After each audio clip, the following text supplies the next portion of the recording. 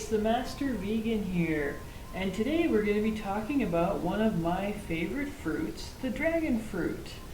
Now the dragon fruit is actually the fruit of a cactus, and the only way you can tell is from the seeds inside, and it also has these sort of scales that are very similar to that of a cactus, although they're not pointy and they won't prick you at all.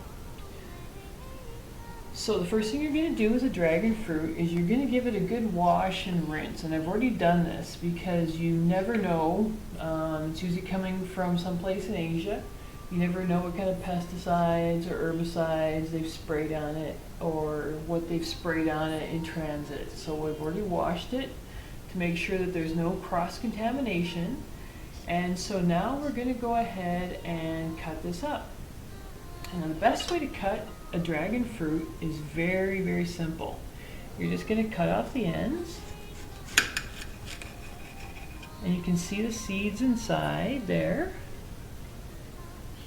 So I'm going to cut off both ends. And the first thing you'll notice about a dragon fruit is that it's very similar in appearance to a kiwi. And it actually, the taste, the flavor, and that mild texture is also very similar to a kiwi, even though they're not related whatsoever.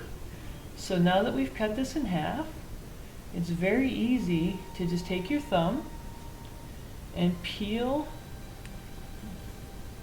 the peeling of the skin of the dragon fruit right off. So we're going to do this with both. Just hook your thumb in, and the skin comes right off. So now we're going to do the second one. And I just wanted to add one thing.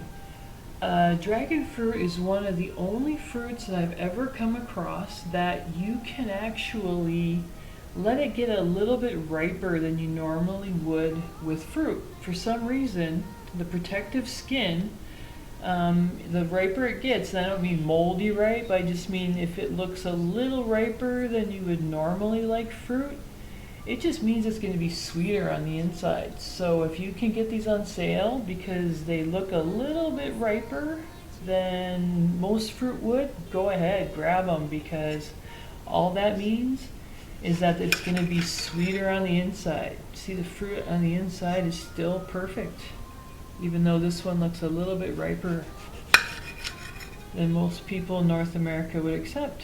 So once again, I'm going to cut this in half. As you can see, it's just fine on the inside. I'm going to hook my thumb in, and don't worry if there's a little bit of that pink color of skin on the inside. That's perfectly fine. So we're going to peel that off. Actually, it looks really cool to have that pink on there. And with the dragon fruit, you can just cut it up. It's very soft, and don't worry about eating the seeds. The seeds are delicious. Very mild flavored fruit. And once you start eating them, you're going to love them. So the dragon fruit, some of the nutritional value you're going to find in these is it's full of vitamin C. It's also a really good source of fiber and an excellent source of iron. And it adds a little bit of exotic taste to your fruit dishes.